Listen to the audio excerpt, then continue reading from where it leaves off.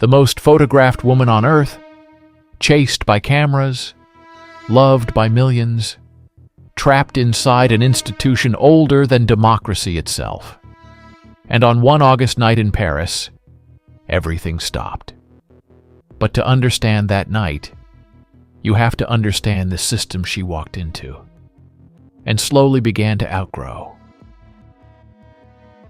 In 1981, the world watched a wedding that looked like history unfolding in real time. A shy 20-year-old kindergarten assistant became a princess overnight. The dress, the carriage, the cathedral. It felt timeless. But behind the ceremony was something colder. Royal marriages are not just emotional decisions. They are strategic alliances. They are tradition. They are continuity. Diana Spencer entered that machine as a romantic. The institution saw her as stability. But something unexpected happened. She became bigger than the role. Her natural charisma, emotional openness, and ability to connect made her wildly popular, not just in Britain, but globally.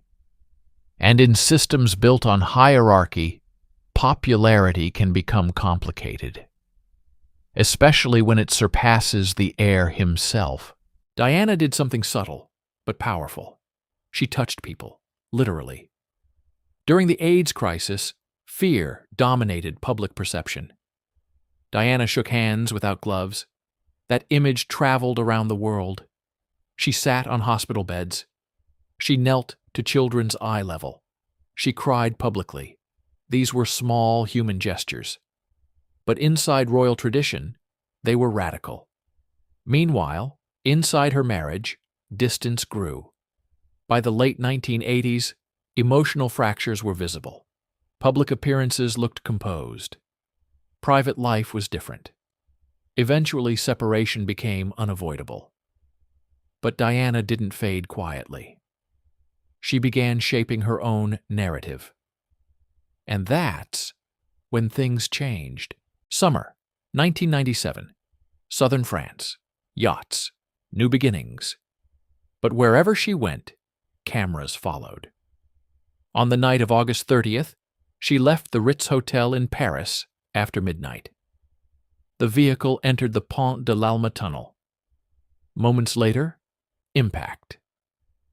Official investigations concluded it was a tragic traffic accident involving excessive speed and an impaired driver, intensified by intense media pursuit.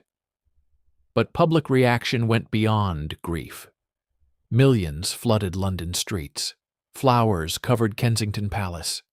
The monarchy, initially silent, faced public pressure to respond differently. Why was the reaction so strong? Because Diana had become something rare.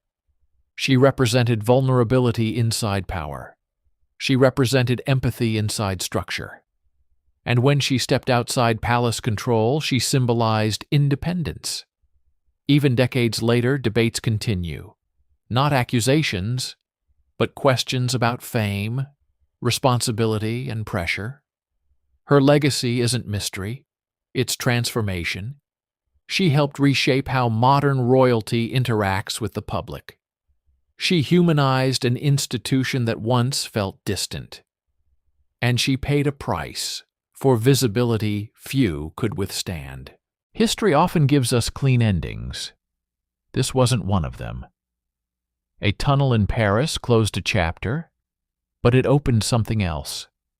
A conversation about media power, about institutions under pressure, about what happens when a human being becomes larger than the role designed for them. Princess Diana wasn't just a royal figure. She became a symbol, not of perfection, not of rebellion, but of emotional truth in a world built on restraint.